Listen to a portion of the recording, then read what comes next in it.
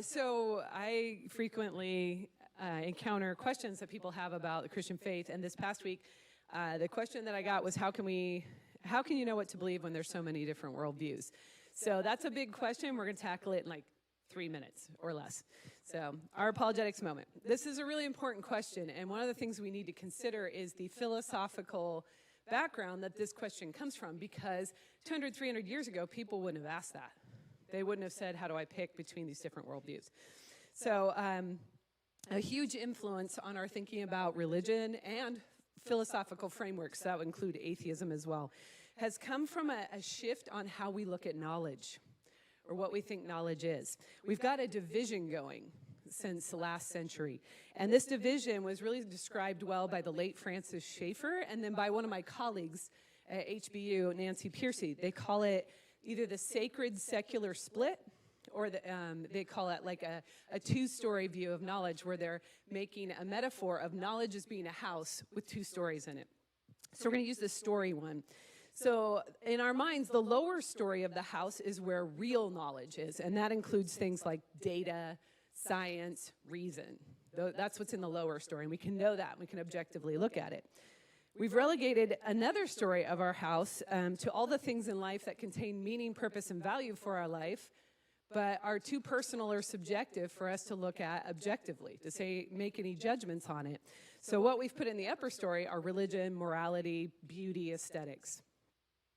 This split thinking, like I said, it's a relatively young idea in the philosophy of ideas, but it's been around in our culture long enough to be a background informant when we consider things like what religion, why would you say that one religion is true? So now we're going to look at one aspect of that real quickly. So now you know the background that's informing the question. Let's look at one of the ways this outworks. Just because there are some subjective aspects to religions and philosophical frameworks doesn't mean that they're wholly subjective. Many of these philosophical frameworks make truth claims that can be confirmed or denied by looking at the evidence and thinking, and through reason as well. So I'm going to give you an example from Christianity. For example, the Bible actually claims that Jesus died and resurrected from the dead. One of the authors in the Bible, Paul, states this as an objective claim in his first letter to the Corinthians in chapter 15. In fact, Paul goes even so far as to put forth that if Jesus didn't rise from the dead, we should all move on with our lives, because belief in the resurrected Lord would not only be false if he didn't rise from the dead, but it would also be giving false testimony. So that's a breaking of the 10 Commandments. With Paul's background as a Jewish religious leader, this is a really important statement he's making. He's not just being reasonable. If it's not true, you shouldn't believe it. He's also making a high ethical claim. You're giving false testimony about God, so you should stop doing that if it's not true.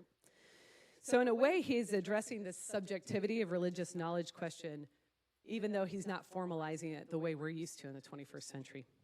Also, your Bible author, Luke, he put a lot of factual evidence when he wrote his letter. His gospel is what we call it. If you look in Luke 3, when you have a chance, at the very beginning, he's careful to give us exact people, places, governing offices, and years in history to which all of the things he's talking about happened. So go ahead, at some time, check out that beginning chapter. It's packed full of locating all these events we're talking about in a certain place and time in history that could be checked for verifiability.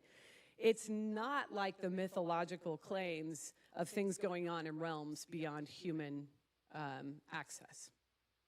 So when we look at the different religions, they are making truth claims. Like Islam would say Jesus is absolutely not God. Christianity says Jesus is God. So they are making truth claims that we need to check and see what we believe.